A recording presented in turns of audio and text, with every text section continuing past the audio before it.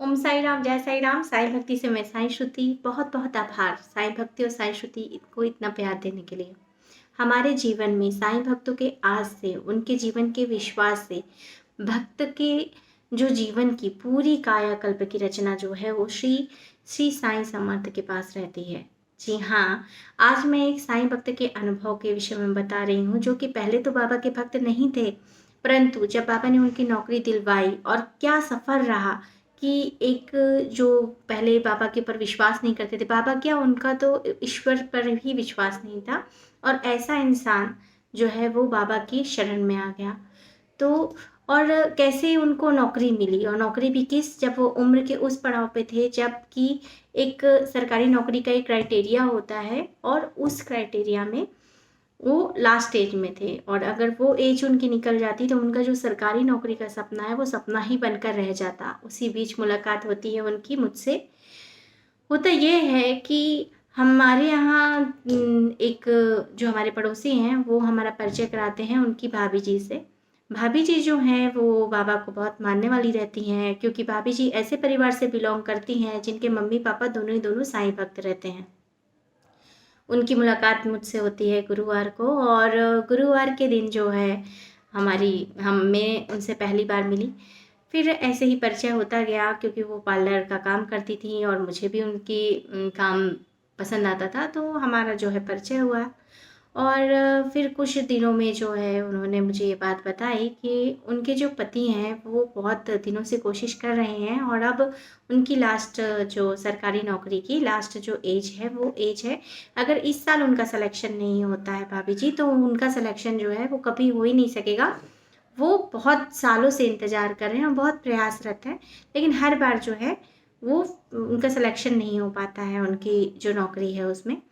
तो फिर मेरी तो कभी भैया से मुलाकात हुई नहीं थी। एक बार घर में भजन होता है और इत्तेफ़ाक से उसी समय भैया भी आते हैं। मैं कहती हूँ कि भैया आप जाइए, आज हमारे यहाँ भजन था, और बाबा जी को, कान्हा जी को, हमारे यहाँ साईं कान्हा की पूजा होती है, सेवा होती है, तो आप जाइए प्रणाम कीजिए। तो वो आए, प्रणाम करे, और क्योंकि मुझे मालूम नहीं था कि वो भगवान को ज़्यादा मानते नहीं हैं, तो मैंने उनको प्रणाम तो करा दिया, और बोला कि आप विश्वास रखिए इनके ऊपर, ज़रूर जो है आपका जो भी मनोकामना होगा, तो मनोकामना जो है वो आपकी पूरी होगी। तो उन्होंने कहा, भाभी जी मैं ज़्यादा ईश्वर पर विश्वास नहीं करता, क्योंकि ईश्वर ने बचपन से लेके आज तक मुझसे छीना है और मुझे कुछ नहीं दिया। जब जब मैं इनके पास गया तब तक मुझे जो है उन्होंने कभी कुछ ऐसा दिया नहीं, और आज जो है उस समय ऐसा इंसिडेंस हुआ था कि उनका जो घर है वो जिस घर में वो बचपन से बड़े हुए, और सरकार के आदेशों के अनुसार कोई डॉक्यूमेंट दस्तावेज उनके पूरे नहीं थे, तो उनसे वो छत भी छीन ली गई थी। और एक ऐसा समय था कि उनको अपनी बीवी बच्चों, एक बूढ़ी अम्मा को लेकर सरकार एक किराए के घर में शिफ्ट होना पड़ा। आप बताइए, उनके सिर से छत भी चली गई, तो वो और टूट गए थे, और ऐसा लगा कि भगवान है ही नहीं और सुनते ही नहीं हैं। मैं बोली ठीक है भैया, कोई दिक्कत नहीं है, आपका जो विश्वास है आप उस विश्वास पे चलिए, आप मेरे विश्वास से कार्य कीजिए बाबा को। आप क्योंकि बाबा हर कार्य संपन्न करने की शक्ति रखते हैं, साईं कान्हा की कृपा है, आप बिल्कुल अपना काम कीजिए और आपका काम ज़रूर हो जाएगा, आपको आपकी नौकरी ज़रूर मिल जाएगी। तो फिर भी वो निराश थे, बोले सही बात है, लेकिन चलिए आज मैं आपके विश्वास पे विश्वास करता हूँ, ऐसा कह के वो चले गए। मैं बोली हाँ, आप बाबा के मंदिर बिल्कुल जाइए। अ, मैं जब इस बीच जगदलपुर में गिने-चुने ही मंदिर हैं, क्योंकि छोटी जगह है, ज़्यादा है नहीं। जब मैं मंदिर जाती थी, इत्तेफ़ाक से ऐसा होता था, मेरा मंदिर जाने का कोई समय निश्चित नहीं है, मैं कभी भी चले जाती हूँ, जब भी बाबा से मिलने का मन करता है। तो मैं ना उनको देखती थी कि वो बहुत-बहुत देर तक में खड़े रहते थे। कभी जब मेरा जाना-आना हुआ या उस रास्ते से जाना-आना हुआ, वो बस मंदिर के सामने मैं उनको खड़े देखती थी, और जब खड़े देखती थी और इत्तेफ़ाक ऐसा होता था, तो मैं जाके बाबा से प्रार्थना करती थी, बाबा देखो वो जो है ना वो मेरे विश्वास से खड़े हुए हैं, कृपया उनकी नौकरी लगा दीजिए। बहुत सारी अड़चनें आई उनकी नौकरी में, सच कहें बहुत सारी अड़चनें, कई दस्तावेज़ों की दिक्कत हुई, कई फिर जो और सारे जो उनके बोलते हैं ना प्रतियोगी जो हैं, वो ऐसा हुआ, बाबा की एक लीला ये हुई कि 5 कैंडिडेट थे, 5 कैंडिडेट में से 3 का कहीं और सिलेक्शन हो गया, तो अब बचे 2 कैंडिडेट, और 2 एक ही लेवल के थे।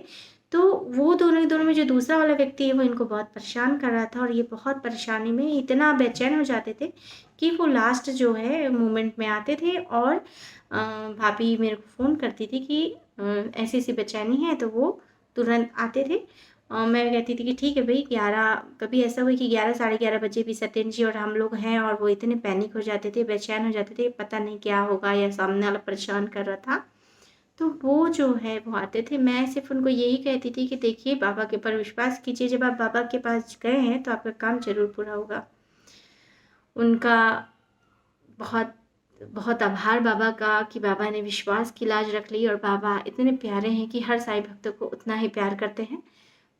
लास्ट जो उनकी एज थी उनको बाबा की कृपा से नौकरी मिल गई, सरकारी नौकरी जिनका उनका बचपन से सपना रहा। तब उन्होंने ये कहा कि सही बात है, जिस ईश्वर के पास वह जाने में डरते थे, इसलिए डरते थे कि उन्होंने मुझे ये बात बताई थी कि बचपन से उनके पिताजी चले गए, उनके घर से छत चली गई और इसके अलावा भी जब-जब उन्होंने जो-जो चीज़ भगवान से माँगी, तो भगवान से वो दूर हो जाया करते थे या कहीं न कहीं उनके जीवन में उन्होंने बहुत ही परेशानियों का सामना किया। लेकिन जब यह बचपन का सपना वो लेकर कि उनको सरकारी जॉब करनी है और जब ऐसा मुकाम था कि अगर ये आयु निकल जाती है, इस साल उनका सिलेक्शन नहीं होता तो वो कभी भी एलिजिबल ही नहीं हो पाते सरकारी नौकरी के लिए। उनको बाबा की कृपा से सरकारी नौकरी मिल गई और वो बहुत खुश थे और अभी भी खुश हैं और बाबा की कृपा और बाबा को मानने लग गए हैं। पति-पत्नी दोनों बहुत प्रेम से बाबा की कृपा और गायन करते हैं, बोल सकते हैं बाबा की महिमा का गायन कर सकते हैं। क्यों? क्योंकि जो साईं भक्त एक बार बाबा की कृपा का और लीला का एहसास कर लेता है, तो उसे ही पता रहता है कि बाबा कान्हा उनके लिए जीवन में क्या महत्व रखते हैं।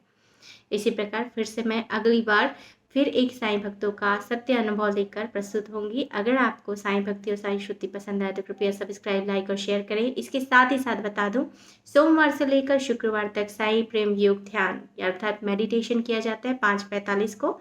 हर गुरुवार रात 10 बजे साईं सचित का पारायण किया जाता है। इसके अलावा आपके प्रेम से मैंने साईं श्रुति के साईं भी सर्च कीजिए, उसे भी ऐसा ही प्यार करें। ओम साई राम, जय साई राम।